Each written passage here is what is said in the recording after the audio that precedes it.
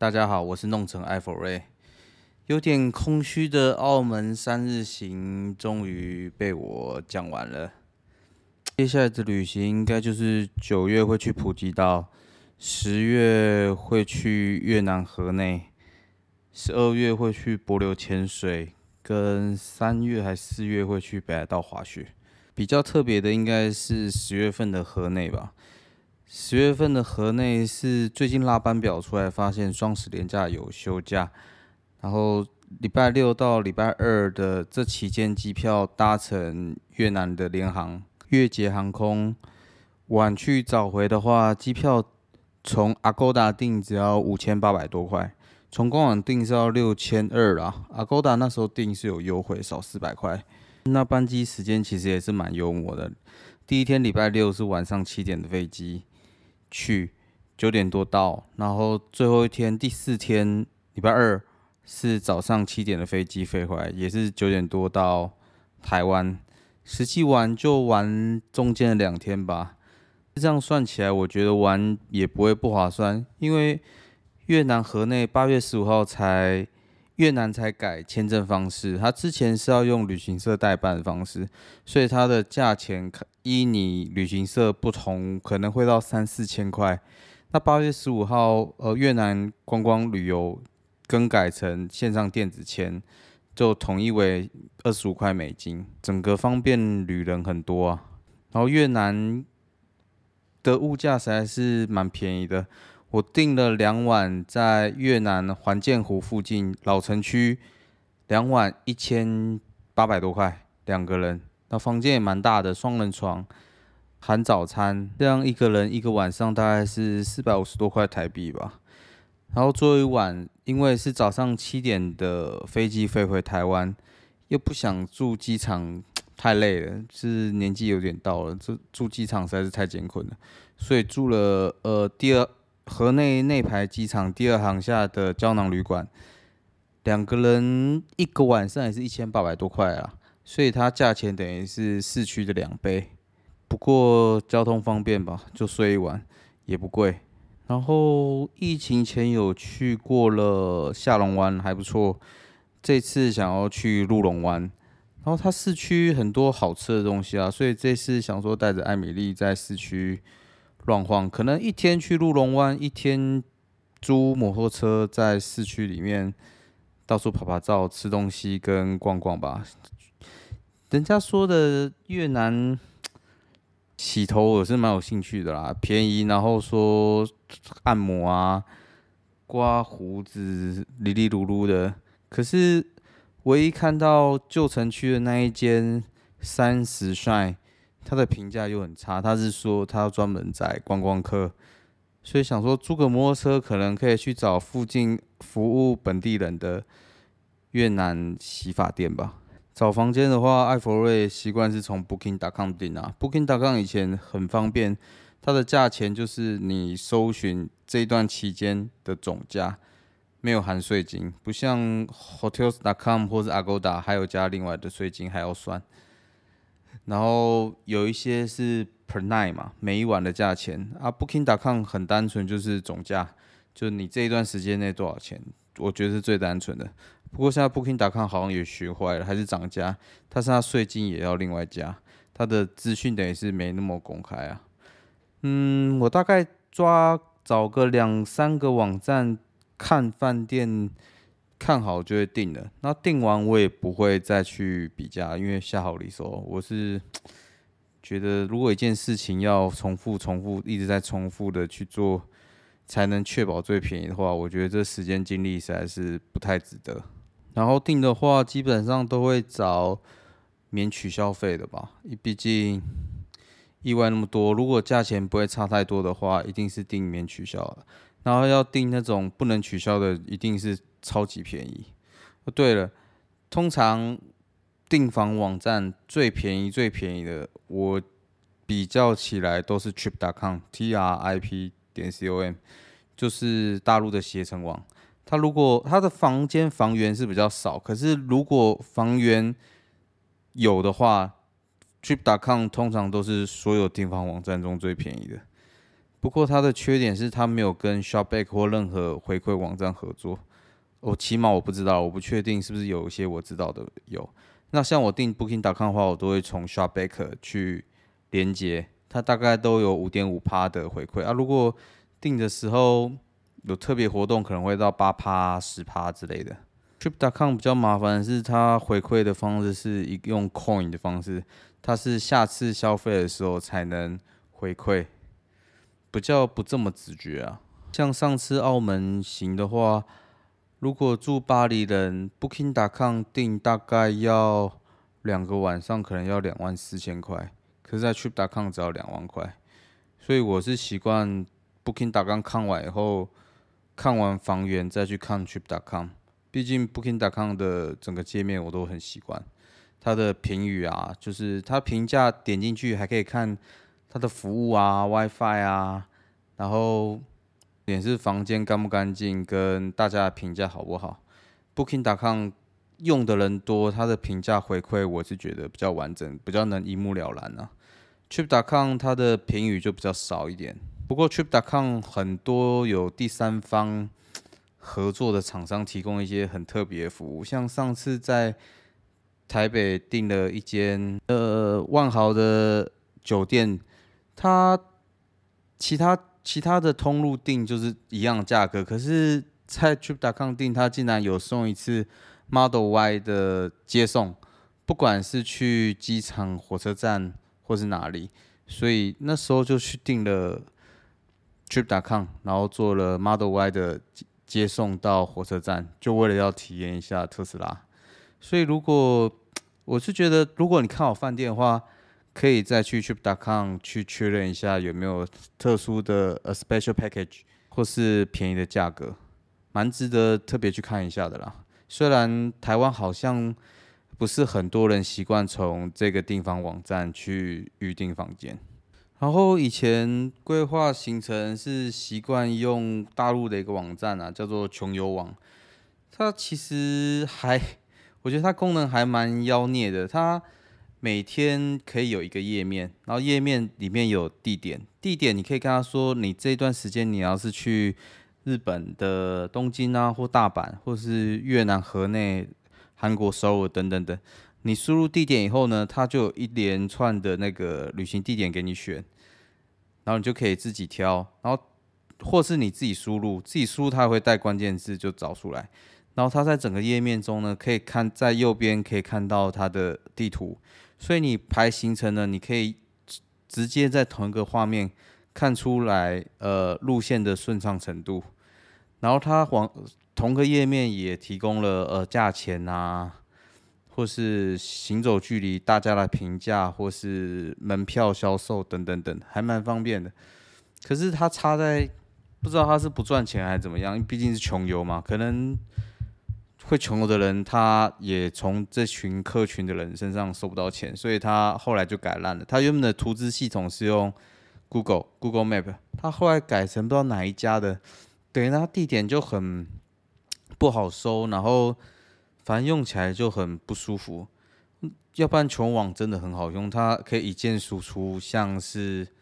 精美像笔记本或是 DM 一样的内容，每个景点的叙述啊、精华照片啊、要注意的东西啊，你可以在任何地方加入，花费也可以在上面写，整个就很方便。不过现在已经被我淘汰。不过好处是它以前建的资料都还能翻啊。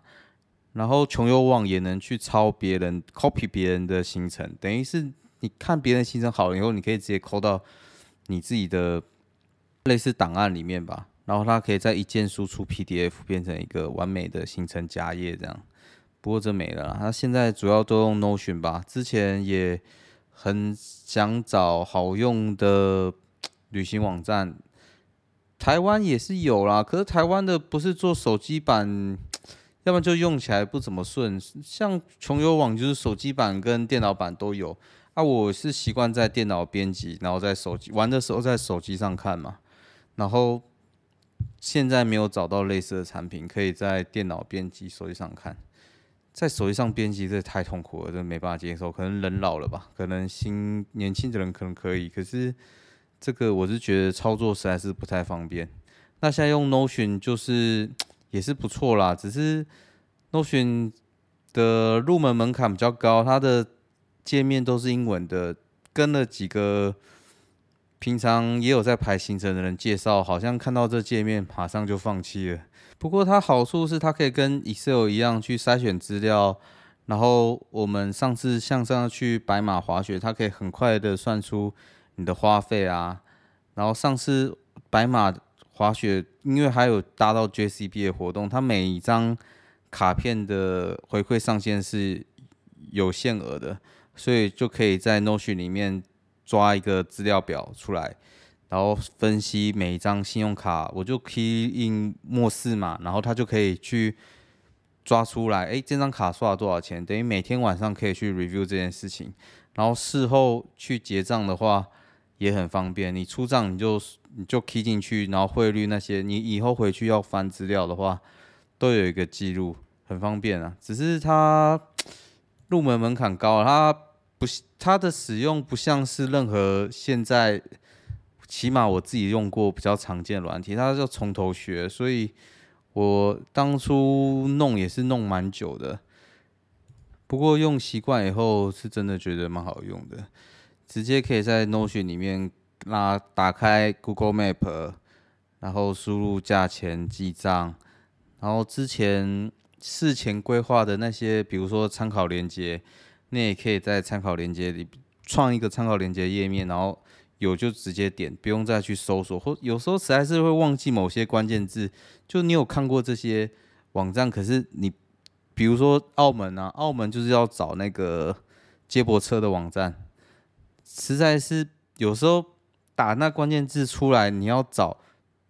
饭店官网的网站真的很难，通常都是出现一些 blogger 啊，那怎么讲？反正你就要在那个搜寻列表里面塞啊。如果你塞到了，你在安排行程中塞到的话，你可以直接把那个需要的参考连接就复制到 Notion 里面特定的页面，方便以后去查找。可以做事前的 checklist， 像我会去滑雪或是去潜水嘛。那这些东西装备有的话会自己带，所以有些东西是需要去真的是 checklist 的。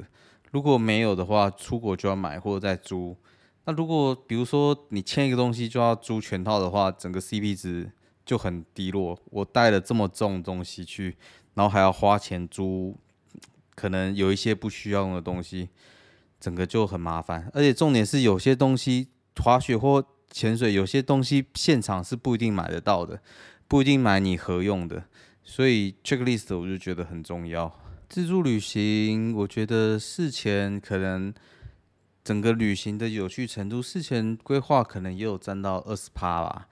然后实际游玩可能30%，事后的回忆我是觉得价值50%啦。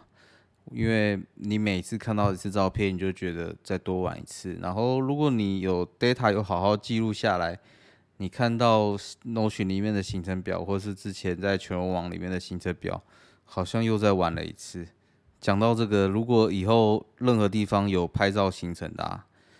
虽然你会觉得很不划算吧，比如说我去澳洲放个周，可能价值3000块台币。然后他中间帮我拍照呢，可能就要1800块台币。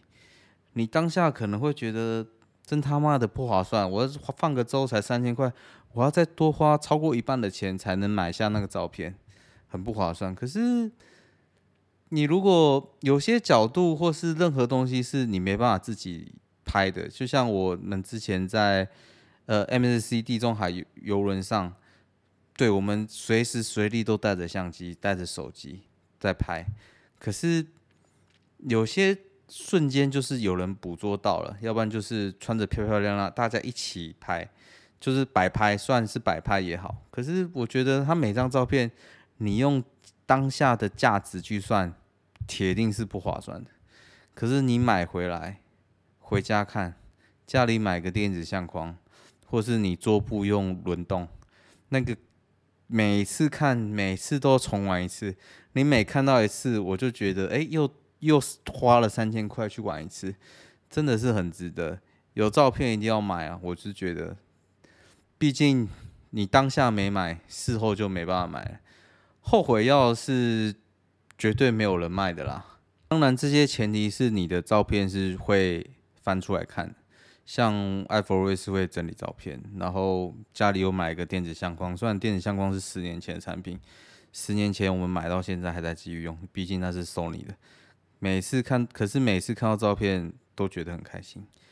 然后公司也会放一些比较精华的照片去给公司，然后做桌布轮换幻灯片啊，每次看到也都觉得心情舒畅。真的说实在话，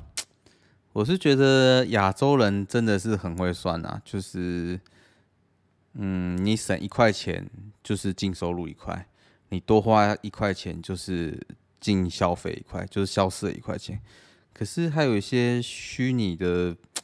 价值是没办法在这边体现的，像照片啊，外国人就很能从这部分赚钱。他们卖照片，大家都会买。我看华人几乎都不会卖，都不学，所以我觉得可能才造就出，华人世界都比较会代工吧。毕竟你代工很简单啊，你就只要 cost down，cost down，cost down，你 cost down 的每1块钱都是你的利润。可是有时候生命中应该不能直接这样加法减法吧，毕竟回忆跟时间，时间是上帝给每个人最公平的啦。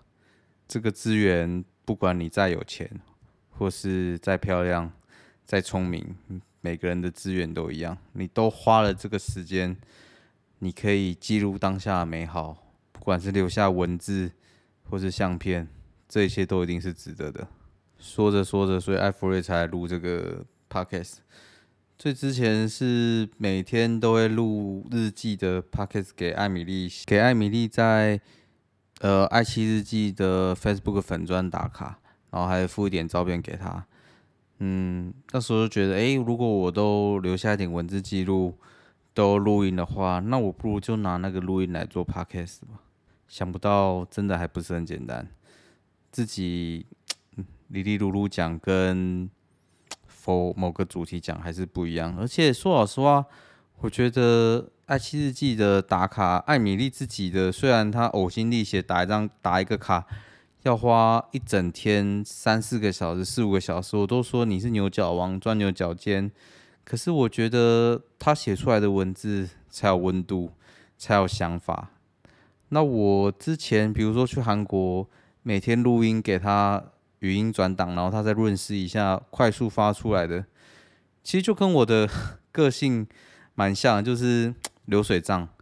就是几点几分发生什么事，然后当下微微的感想是什么，然后接下来的行程是什么，少一点深层次的分享吧，就只是留一个日记分享给大家。所以做这 podcast， 我希望是能越来越进步啦，就是可能真的像古埃一样，这真的是偶像，可以即兴的说出自己的想法。毕竟觉得自己也是一个想法也是蛮妖孽的，我是不太会随波逐流的人啊，所以想要这样看可不可以慢慢进步。毕竟这个 podcast 连最好的朋友、爸妈或者是兄弟姐妹，我也没有推荐给他们来听。我真的觉得目前可能还蛮烂的吧，每天录的时候其实都还蛮有压力的。可是我觉得这个社会就是比气场哦，做什么都是比气场。就像你工作每天都工作很晚很晚很认真，考绩都拿很好，可是这是长久之计吗？对我来说，这不是长久之计。你可能3年每年考绩都拿很好，然后可能每年都拿个500万，赚3年赚1500万。那艾弗瑞可能不是这么想，我就觉得我比气场，我可能就拿个普通，我做的每件事都对得起良心，不会对不起这个团队，对大家都好。可是大家也知道，艾弗瑞可能他的极限不是在这边。可是我觉得我做到自己舒服，我可以准时下班，然后我比气场，我每天都不会很痛苦，很不想面对上班。那我可以做个10年、20年，那总收入我觉得可能比你自己把自己超爆，然后很为公司着想，很为别人着想，超了3年，然后可能很厌恶这个工作，然后离职去做下一份工作好。毕竟我觉得这个世界是很现实的啦，绝对没有能者多劳这句话，我觉得只有能者过劳。你身为一个老板，你也是很聪明的，你不会把你觉得很重要的一份工作交给一个能力不足的下属。虽然你不会因为这个下属 loading 少，你觉得要公平起见，你就把一个很重要的案子给他，你绝对不会，你绝对是觉得，这个案子很重要，我要去给靠谱一点的、我信任的人。那通常这种人或这个人，他的 loading 就已经不少了。可是大家都只会做加法，不会做减法，很少主管说，我多给你这个任务，然后你另外一个任务可以不用做，或是可以给别人做，没有，大部分都是加法。所以能者过劳，我觉得是艾弗瑞职场这几年的体验啊。毕竟真的，如果你用长官的角度想，绝对是把东西都丢给有能力的人。艾弗瑞其实也不知道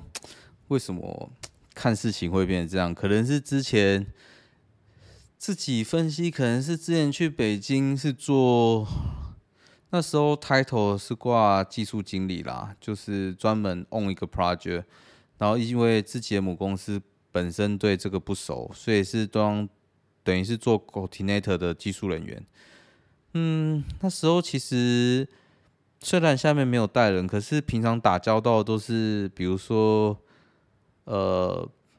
客户的高层啊，也是什么总什么总什么总，然后供应商也都是高层人员。言谈之中是可以感受到一些管理层的想法啦。其实知己知彼，百战百胜吧。你要知道别人的想法，你才能知道你自己该怎么设身处地，或是怎么样处理自己的心情。然后每个人都要有自己的独到之处。艾弗瑞是职场的真小人啊！如果我不开心，我通常都直接讲，或是当面酸、当面臭某个人。所以其实职场就是这样哦，每个职场你回想起来，回想看看，你四周的人一定是某些人是被讨厌的人，某些是被喜欢的。那被讨厌的人，他做的事就完全是一文不值、乏善可陈，或是毫无价值吗？其实也不是，他可能在他工作某些领域也还是可以的。所以不要因为大家排挤他，或者排挤某个人，你就跟着排挤。你应该去认真的觉得这个人怎么样，他有惹到你吗？然后真的惹到你就好，也是干死他没关系。所以，可是你不要因为大家对他的评语怎样而影响自己内心的那一把尺。做东西存在即合理啊，就算这个人再怎么讨厌，再怎么废，他存在于你是周边，他成为你的同事也是合理的。像有一个讨人厌的同事，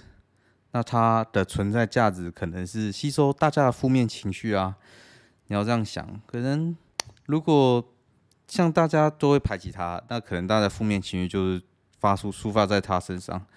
那他可能平常就是会打小报告啊，会怎样？他可能也有从他的讨人厌之处获得某些好处。他可能考绩会比较好啊，或是老板比较喜欢他，虽然大家讨厌他，他的钱可能就拿比较多。然后这个其实也是一个平衡吧，就是如果有一个人可以吸收大家的仇恨值，可能大家做某些事情的时候会比较愉快，或是有团结向上，比较不会有奇怪的心思做其他的事情。那我像最近公司就很好笑，就有一个做事不咋地的学弟，他也做了4年多了吧。可是怎么讲？因为本身是设备工程师，修机当然是最基本能力。而且讲实在话，设备也不是个多高级或者多聪明的人才能做的工作，他就是一个黑手啊。就是如果你在车厂就是修车的，然后如果你在传统机械工具，就是黑手修工具的嘛。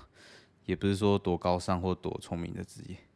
所以我觉得修东西就是经验哦，你多修就会。可是4年来，讲实在话，他能独立处理的东西，或是而让或是改善案，真的很少。他没有自己的想法，然后都要别人讲。那讲完了呢？使命必达，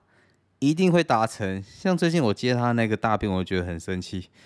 他费尽了千辛万苦买了一台 backup 的机台进来，他真的是费尽千辛万苦哦。采购那边跑了很多流程，然后很多表单要跑完很多流程以后，最后他因为我们 job rotate 换了 sponsor， 他那台机台变成我雇，所以我就要负责他 moving。然后我接下来以后就发现了这个大便，他那个买的机台尺寸根本就不能装在他原本想装的地方。它机台整长宽各大了1倍，长宽各大1倍就是总面积占了4倍。我靠！然后我还要去想新装机的地啊，然后还有动线，然后那个机台也太高，正常动线也进不来。现在要敲墙破门，反正就很复杂。就是他也把事情做好了，长官交代的事情也做好了，长官交代这台机台有一台机台不行了，你要买新机台去取代它。他费尽千辛万苦买进来，结果是一个更大的坑，真的是使命必达。可是做完以后，就是会有哪边怪怪，哪边不如人意，然后这个人做事也就。这只是一个我切身体验很痛苦的例子啊，然后平常也是很多啊，就他使命必达，你交代的事他很乖、很认真，都会做，可是每次做完都会在奇怪的地方发现，怎么会有人这么做？每次都要擦屁股。我是觉得，在一个团队，像我们设备工程师每天交接啊，其实你。早上交接，晚上交接，早上交接10几条，晚上交接10几条。你听交接也听，每天如果有来上班，你会听20-30条。那其实大家怎么做就这样啊，然后大家的思路是怎么样，应该也大家都知道。可是4年了，还是做着哩哩啦啦，所以，可是他现在要转职了啦，可是还是有点难过，就是。虽然我这样讲不太好，就是废到笑哦。就是你叫他做某件事，叫他做难一点困难的事，他都会做，可是他做完都不尽人意。